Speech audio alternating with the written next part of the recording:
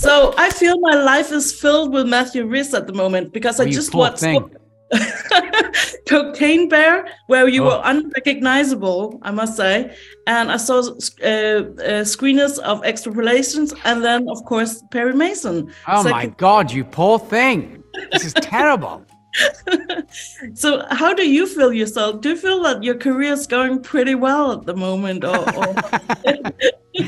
Well, yeah, you know, they're like buses. You know, you wait for one to come along and then three do. So this month is a particularly good one. But yeah, you know, I've been doing this a long time, so I tend to know there's feast and famine, and at the moment I'm eating well, so all is good right now. And let's be honest, I'm in 3 shots of Cocaine Bear, and that's Carrie's film, but I'll just hang on to her coattails happily. But it's good fun, three scenes there. That was a fun day's filming, kind of jumping out of a plane. Kind of. Yeah. So how do you choose? I mean, what are you led by when you choose the projects you want to be on?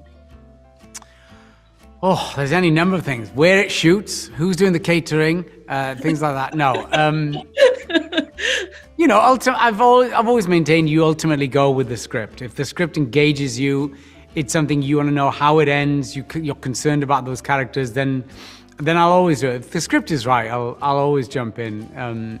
That's the real luxury if your choices are based on those decisions.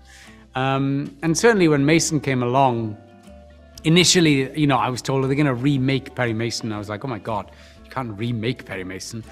But as it was explained to me very quickly, it's a reimagining. It's a very new Perry Mason, and the one they presented was a very interesting one.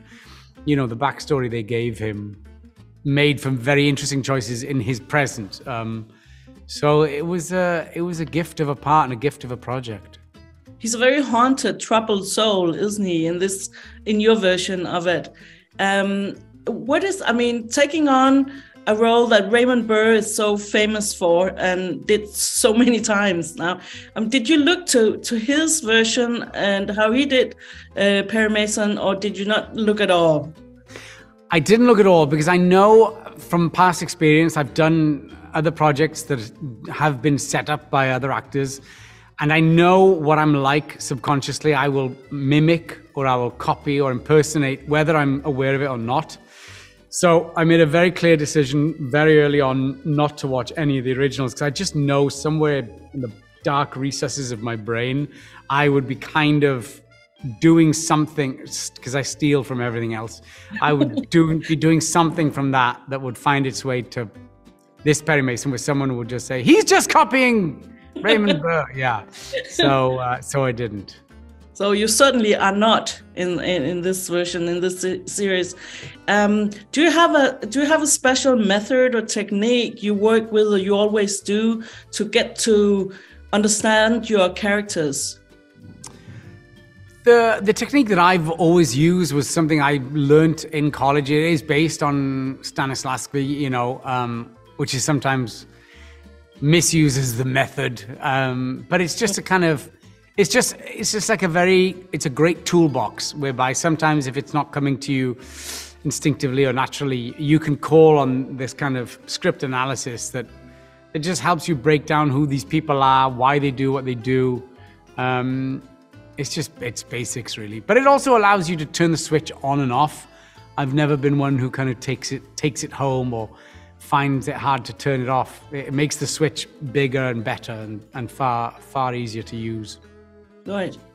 There are, of course, underlying themes in this season, both first and second season, of homophobia and racism.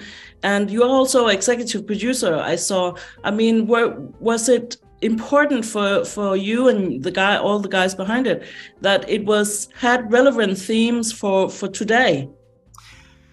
I think those themes were very much set in place even way before I came aboard in season 1. That they, you know, Team Downey had this idea that these 3 main characters were a kind of triumvirate of outsiders. That they were kind of 3 people who had, you know, big issues that made them an outsider, and then ultimately they found each other.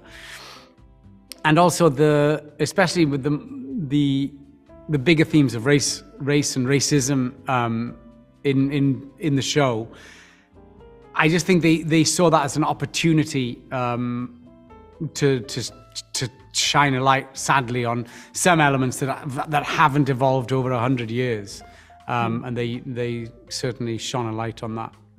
All right. Do you have your own favorite crime character? You cannot say Perry Mason. Columbo is a favorite, was a favorite. Although I hasten to add, I was in the last ever episode of Columbo, so part of me feels like I destroyed a franchise. But he was always a big one for me. Kind of, you know, Raymond Chandler is another one. I suppose I'd go with Columbo because he just felt like a familiar grandfather that always cracked the case.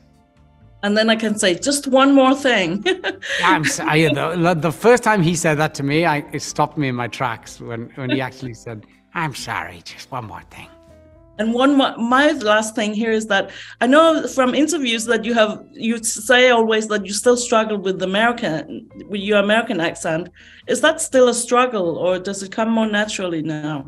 I mean, you know, obviously the more you do it, to a degree, the easier it comes. But it's still like when I'm acting, it's still such a massive part of my brain that I'm using.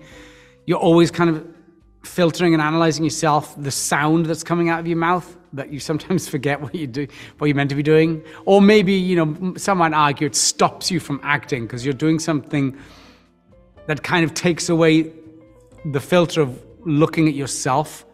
You're engaged in something else, which kind of helps you in a way. But it's always something that's such a huge thing. And, you know, it slips when I'm tired or when I get emotional, it still slips. So it's an ongoing process. There slips a little Welsh thing in there. You know, if ever I can slip a little, you know, of the Welsh heritage into anything, I will. Great. Thank you for your time.